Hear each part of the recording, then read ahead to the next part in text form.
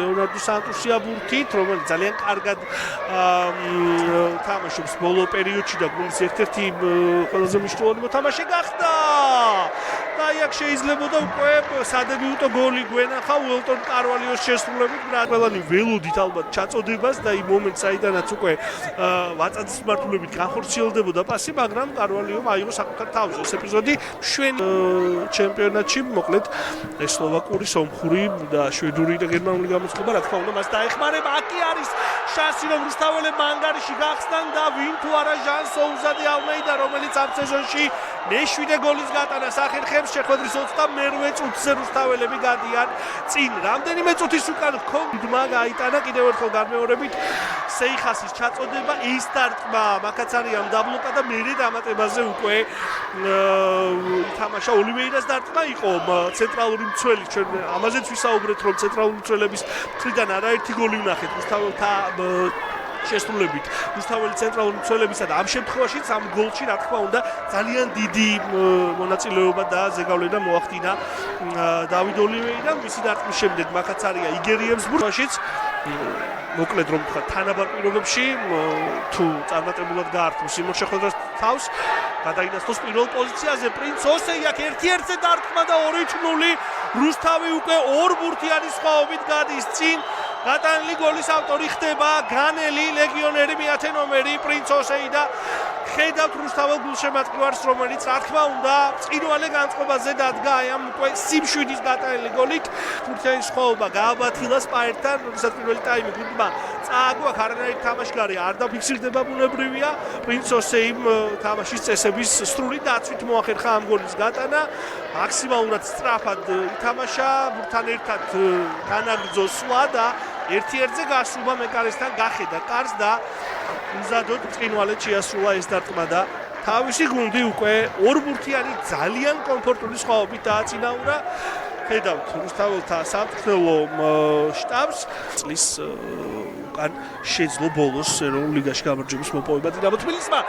აქ კიდევ ერთი გოლი შეიძლებოდა გვენახა, რომ არა მაკაცარიას წინვალე თამაშის საოცარი ბურთი მოიგერია, აქ ახალ პირდებოდათ თამაში დაბრუნება. კევინ სეიხასი ბურთთან სტანდარტული, მოკლედ საფრთხე ძალიან დიდი.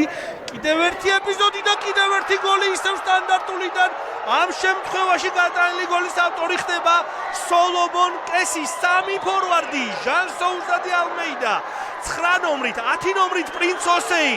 უმთავრესი იარაღი აი ამ გზაზე, რასაც ქვია 2026 წლის ეროვნული ლიგის გამარჯვებულისთვის განკუთვნილი ტიტულის მოპოვება. ისევ კევინ სეიხასი, მისი ჩაწოდება და უზადოდ თამაშობენ აქაც.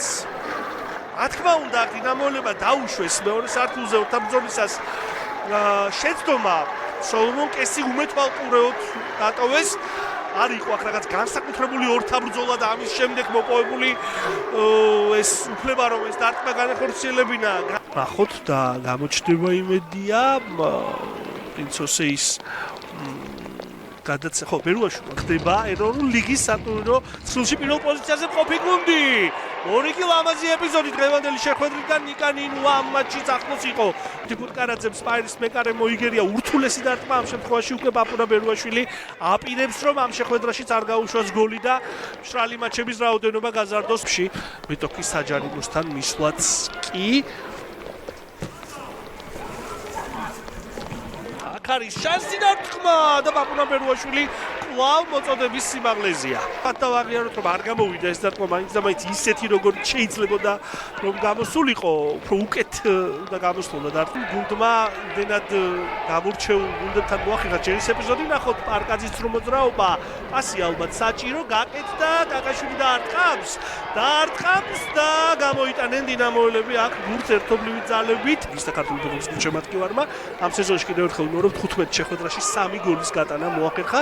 ბოლო 4 თამაში მას უკვე აღარ უთამაში აქ ეპიზოდი და ნიკა ნინუა იყო კიდევ ერთხელ გოლის გატანასთან ახლოს და პაპურა ბერუაშვილი ისევ არ აპირებს ამ შეხვედრაში გოლის გაშვებას და მეორე ტაიმში დინამო ისე უტევს პერიოდულად და ისეთი წავია ეს ეპიზოდები განსაკუთრებით ნინუა იყო ორჯერ გატანასთან ახლოს ერთხელ ჯარიმიდან და ახლა უკვე სათამაშო ეპიზოდიდან თან წვიმს ესეც გაითვალისწინეთ და ყველთან ამ ტურის ცენტრალური დაპირისპირება მოიპოვა იმდენივე ქულა რამდენი გოლიც გაიტანა მიულოცოთ რუსთაველებს ეს გამარჯვება